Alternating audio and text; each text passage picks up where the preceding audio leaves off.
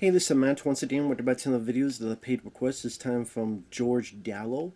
Thank you so much for that. For those interested to request any type of videos, feel free to send it either directly to my PayPal or join my Patreon.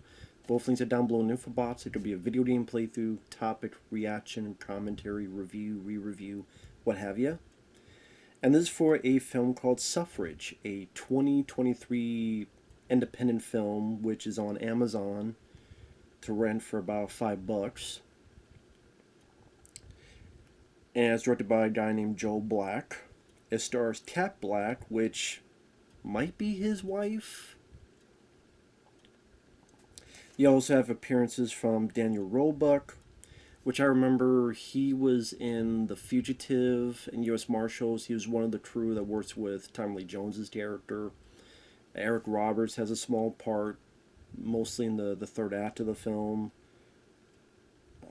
Dwayne Whitaker, who I enjoy. He was in Front Del Dawn 2. He was in Feast. He owned the bar in that film, Feast. Good horror film there. Pretty much the story is Cat Black plays this private investigator, which we see her finishing this job with her friend, and she goes back home with her boyfriend, and her neighbor gets murdered.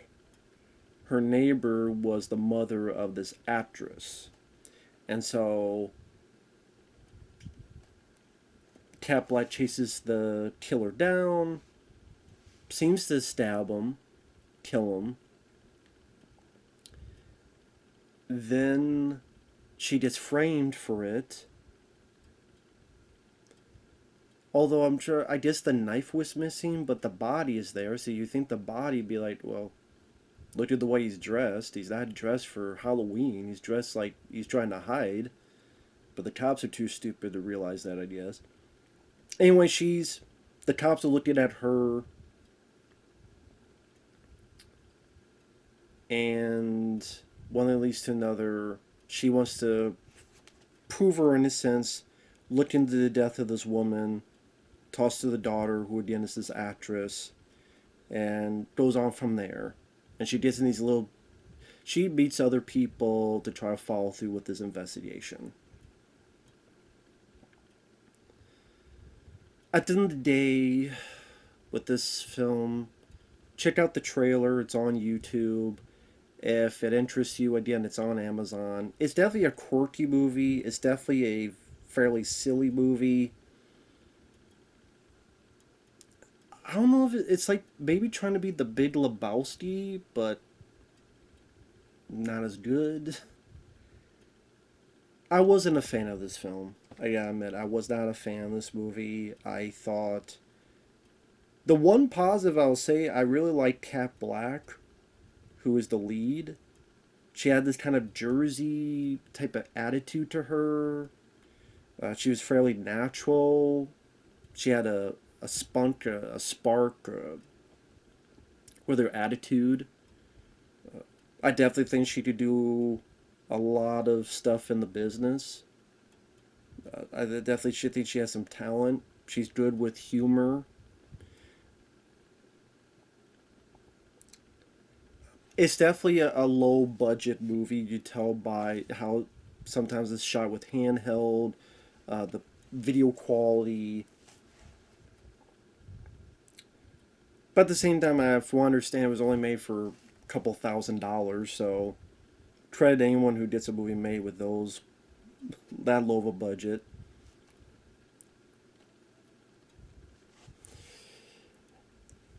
And the tone of the film's kind of thought of at the beginning of the movie, where you have like this girl with goggles. And I guess it's glasses, but they look like goggles. The goggles, they do nothing. This guy that seemed like an old prospector, 49er, and this lady with I thought it was a broken nose, but her nose was bitten, and that's our lead character. And to get more in depth into the story, she is on this job with her and the 49er, her buddy. They've got this senator's daughter. And then they show a flashback, which is done in black and white, of how they did this. I guess even though this is current time, I believe the daughter looks like a hippie from the 60s. And then there's a re-elect sign, and this girl pisses on it. I'm like, really? I don't like piss jokes. I don't like fart jokes. I just not my sense of humor. Meets up with this guy. They pick her up. On the way back, she bites our lead character's nose. They're wondering if they could get a bit more money since we got this injury, but the senator says no. I got a country to address. I got a daughter to berate. And they have this also, like, there's the senator, her, and then there's this debate with this other guy played by Daniel Roebuck, this presidential debate. I thought a lot more was going to come of that. Like, they keep bringing this presidential debate up. I thought the whole crime was going to be as a result or connection with that presidential debate. As in, maybe one had slept with that guy and he wanted to keep things quiet. Or, a presidential candidate that wanted to seem like he was perfectly fine. Or even the lady, maybe the senator lady, maybe she was perfectly fine, but deep down she's a lesbian. She didn't want people to know. Whoever it would be, and if they found out, then it would somehow screw the election with some folks who are less progressive, but I'm more progressive. But I'm also going to murder someone. No, none of that really comes. Really, the whole presidential debate is just its own thing. Except this one joke at the very, very end that seemed very random. But that's the thing, it's like, it's trying to be the Big Lebowski, but it's also trying to be like Naked Gun. And I don't know if those two tones fit together. Like, it'd be hard to put Big Lebowski stuff in the Naked Gun. It'd be hard to put Naked Gun stuff in the Big Lebowski. Because when it was a bit more like the Big Lebowski, I was getting a bit into the movie because I liked Cat Black's performance. And like, she has this theme where she likes Yoo-Hoo because she stopped smoking. There's this person she meets, or that she knows, it's Guitar Guy, played by Dwayne Whitaker, which I thought was some of the better stuff in the movie, because I thought Dwayne Whitaker was really good. I thought him and Cat Black had some good rapport with each other. They worked well together. But then things would come up, like this stunt thing, which I'll get into, that I'm like, what movie are we in now? So again, while Cat Black, she's going to get some money from getting this girl back, we cut to the mother of this actress who's on a date. Now, I did think this scene went on a bit too long, because it's a 2-hour long movie. That is hard to do for a comedy. Like I said, The Big Lebowski is about 2 hours, but that's the Coen brothers. They definitely have a handle on that. A lot of comedies is best if it's like 90 minutes, 80, 90, maybe 100 minutes, but this was like 2 hours. So it seemed like there's a lot of moments that could be cut out. Like the date of the mother on this date, it kind of takes forever to get to the point. Pretty much, listen, you want my daughter, or do you want to go out with me? And if so, we would go back to my place. But then it took like what felt like 10 minutes. But even more so when they're back at her place, there's this whole scene where she's like trying to seduce the guy, and the guy can't get hard, and she's like, well, do you need some Viagra? Then she leaves, it doesn't cut, then it comes back, then she gives him a pill, then he gets a drink, then he takes the pill, then he falls back, and then she tries to ruffle him, then she's like, then she leaves, or comes back, whatever. I'm like, you didn't need any of that because it didn't really accomplish anything. Like, you could have literally just had from one scene to they're sleeping, and then she's touching herself as she's sleeping. And then she gets up and goes into the living room and watches some TV.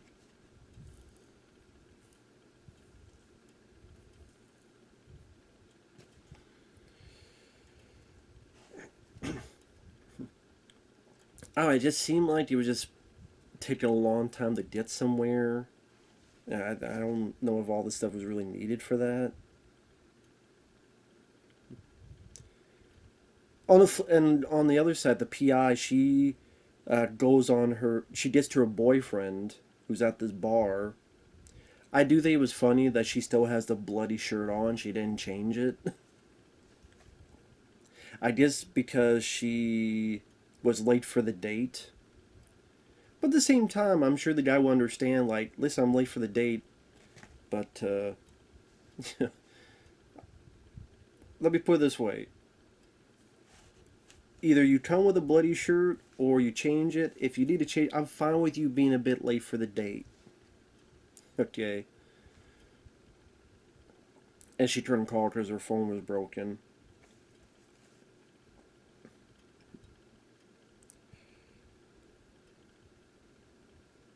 And like I said, not the humor didn't always work for me in this. Because going back from the PI and her boyfriend to this old woman not getting her coochie tasted or whatever you want to put it.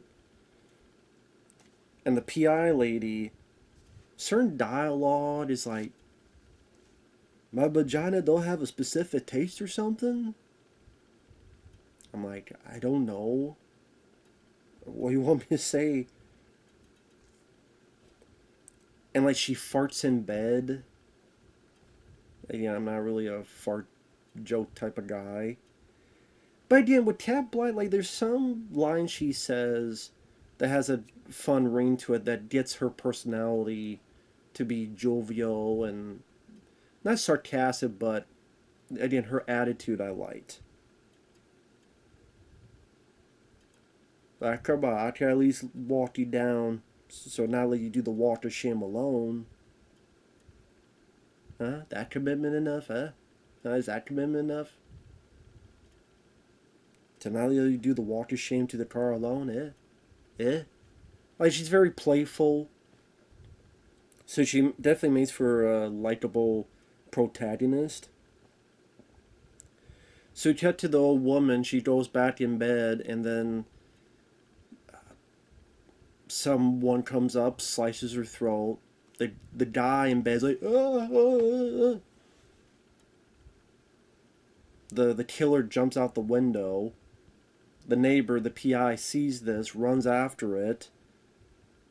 They get in a struggle. The guy gets stabbed. And then she's a murder suspect. But I got confused for a minute because at first I thought they didn't find the body. But I guess they did find the body, they just didn't find the knife. And then I'm wondering, well, who took the knife? Who was there? Who would have taken the knife? Because she mentions how, or was the body gone too?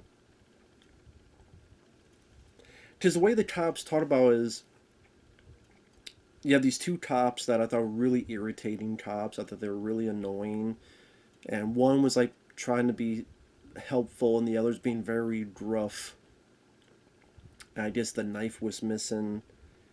And I'm sitting there going, well, who would have taken the knife? Because if the guy was still in the house, how would he know where the bad guy was at, dead, in order to grab a knife and take it? If someone else was watching, we never got that sense that someone else was watching everything and then took the knife and left. So I was a bit confused as how the knife was gone in the first place. Like, who would have taken it? How did the guy that's... Because you... Later on, you found out this guy that's with the old woman, he's involved with all this. But the last time we saw him, he was in this house. Was he following all along and he took the knife? Was someone else watching and they took the knife? Or did the knife disappear? Did the knife, was that person, I would assume, was, because I think they mentioned the identity of the body, but don't the police realize how the guy's dressed up? When you have a mask, all this other stuff, again, it's not Halloween season. It's a bit, something to this. I don't know. It just seemed weird that the cops would. Definitely not CSI or CSI Miami. But she's a murder suspect now. And she goes to the house of the actress, the daughter of the woman that died. And this is where the movie was really losing me. Because I'm okay. We're getting to the case now. We'll see how this goes. She's going to this actress's place. There's a skunk in the road. I thought it was a toy. Because it looks like a toy. But I thought it was like, okay, it's an actress. It's about how superficial these stars are. That they buy all these weird toys for no reason. So you see this skunk with this face. I'm like, okay, it's a toy. I thought I was going to cut to someone with like a remote control to just mess with it. Or mess with her, mess with people on the property. Like maybe the actors would be like, hey, if anyone wants to take my picture, fuck you, here's a toy, I'm going to spray you. It wasn't me, it was a skunk. Blame on the skunk. There ain't no skunk toy. No, it was supposed to be an actual skunk.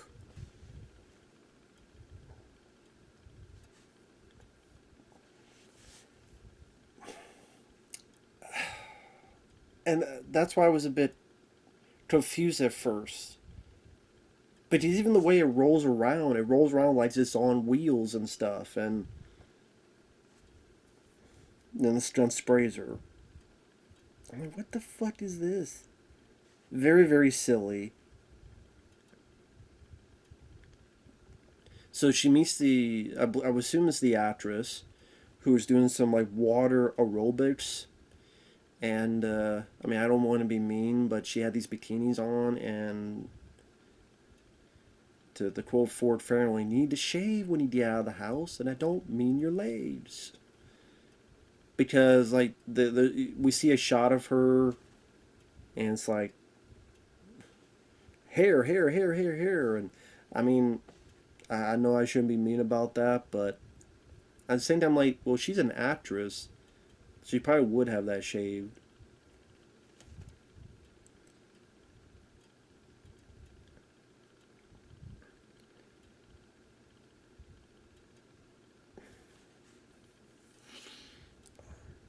At one point, the FBI is involved, but then they disappear. Cause there's this one FBI person I thought was Dee Snider for a minute, but it was actually a girl. Sorry about that. But then they disappear. They don't really come back into place. She talks with this actress, the daughter of the victim. There's this flashback on a cove where like someone had tried to call her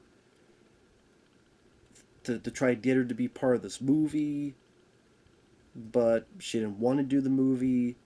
So then she later met the person, and the person got a bullet in the head, but then they get up and like the back of their head's like been blown out, but it's still talking for like a full minute or two, then dies, then starts talking some more, then dies, and again, it's trying to be like, I'm assuming like Naked Gun type of stuff.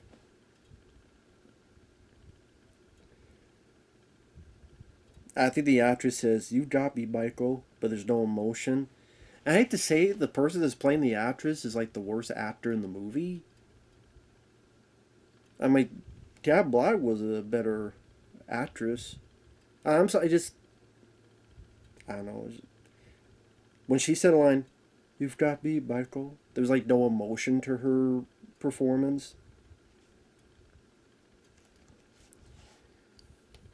And I'm not going all over the place, but it's pretty much just like she goes from person to person to person about this investigation. And then she kind of comes. I'll get to that in a minute. So she goes to Dwayne Whitaker, guitar guy, and he was one of my favorite parts of the movie. I wish he was in the film a lot more. Because he sees Cap Black, and goes, "You liar, you bitch." Like the way he said the line made me laugh. And you get the idea that she had done something that to help someone, but it affected his life, and now he's living in his car. But at the same time, he does decide to help her for a little bit of cash. So she wants to look into the room of the guy that was with the old woman. And so she gives him this paper about a warrant, and he looks at it and goes, "Wait a minute, you spell warrant with an E here. It doesn't matter, just do it." So Dwayne Whitaker is trying to fake being a police officer to get the guy out of the apartment while she's looking through it. But then when they get found out, they run away, and you have this like cartoon Scooby Doo sound effects.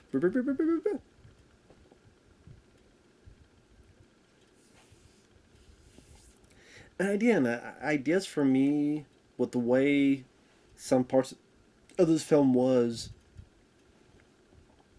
I kind of wish it was more Big Lebowski or the early good Kevin Smith, and not these like like silly Naked Gun stuff. And I like Naked Gun, but that seemed a bit more consistent in its tone.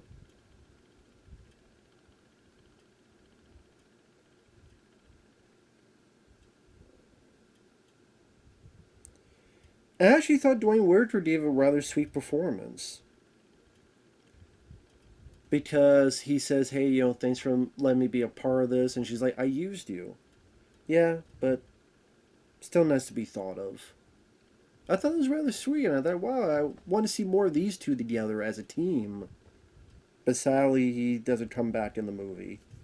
Well, except like one brief scene. At one point, she talks to the cops again, and one of the cops vomits, and the other cop's ready to shit his pants. Okay. Which nothing really well, I guess I should be thankful nothing really comes of that. Which the whole cops thing didn't really do much because I don't know if we ever see those cops again. Because after things wrap up, it's like she's not a murder suspect anymore. So I don't know, the whole cops thing. I didn't really find their stuff funny, like the guy slipping on his own vomit.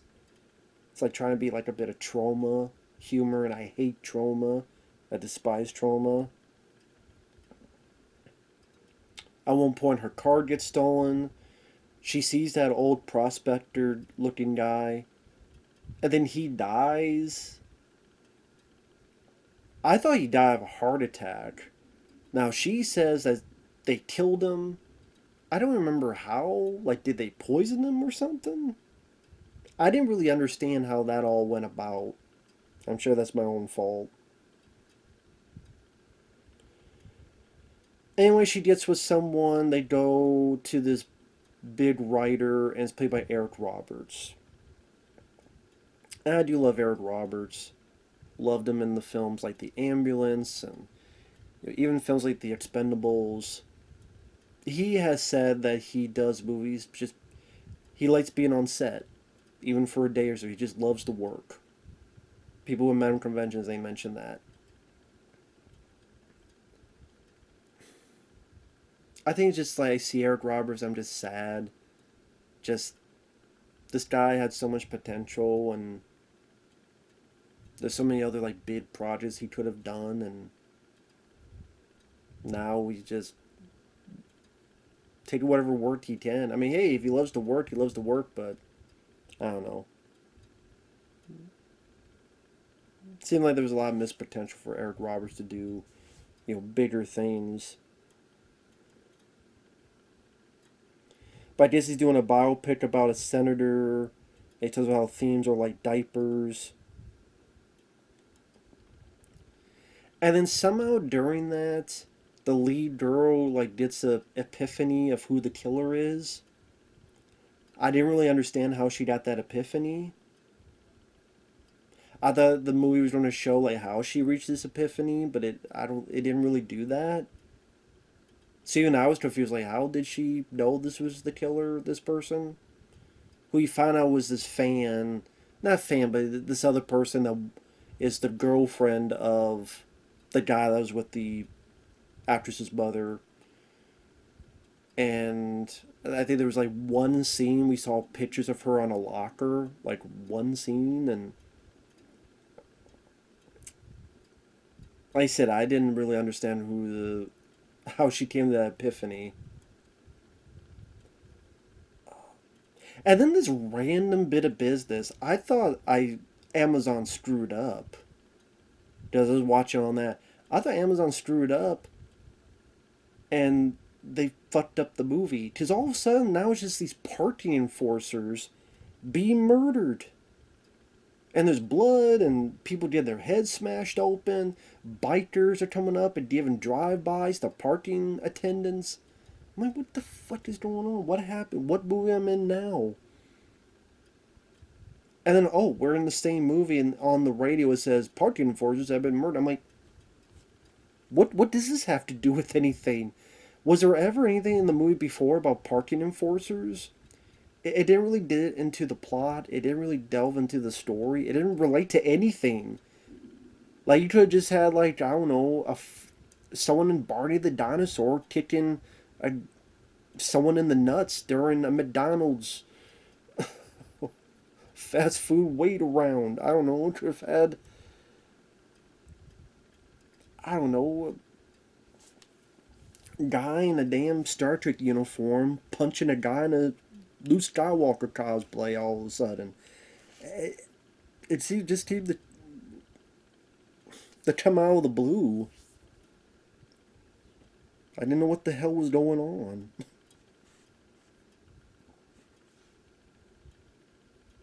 So she does rescue the actress, this other person that wanted to be an actress and wasn't looked at as good enough or hot enough. Ultimately, she gets shot into the pool, and things wrap up in a weird way, where they're watching this presidential debate, and then the presidential guy gets killed, and now if it was one of those things that he was a part of it, and then, man, there's no way we're going to get him. There's no way he's too powerful. And then he gets killed because some other reason. Karma's a bitch and she's back in the heat. Yeah. Nah, it's just another very separate entity that has nothing to do with the primary story. So, a lot of like kind of random stuff that happens. Stuff that seems like very, very silly and goofy that happens. I did like Cat Black's lead performance. I did like her again, her Jersey type of attitude. I did like Dwayne Whitaker. I wish we could have seen more of him in the movie. I mean, it's always nice to see Eric Roberts. He's the man. But yeah, it being 2 hours long, I thought it was fairly lengthy for this type of movie. The tone was a bit weird. A lot of the humor didn't gel with me. The acting, it's a very low budget, independent affair, so you don't get some acting that's not really the greatest. The murder mystery, I didn't really get a sense of the mystery because there wasn't really an assortment of suspects, it seemed. Like, it could be this person, it could be this person. There's really, like, the reveal of the killer. I honestly did think, who the hell was that? I'm like, who the fuck was that? Sound like Ace Ventura. Who the hell is that? It's Ray Finkel. Maybe it was Ray Finkel in this movie. I don't know. That's for me, like, even that one, like, the murder mystery seemed a bit more interesting compared to this. I'm sorry to the George Gallo for who sent in the request. It just wasn't for me. But who the fuck am I? I don't make movies. I haven't done shit, so who am I to say anything? But hey, anytime someone makes a movie good on them. There are people on IMDb that liked it. 8, 9, 10 out of 10. It's on Amazon for people that want to give it a watch. Shut up, cat. Barry, he don't like the cornbread either. But, like I said, with every single film I talk about, look it up yourself. You know me, I hate everything. But, yeah. With that said, be interested to see what Cat Black does more in the future for her. And other than that, thanks for watching. Take care. We'll see you guys later. Bye-bye.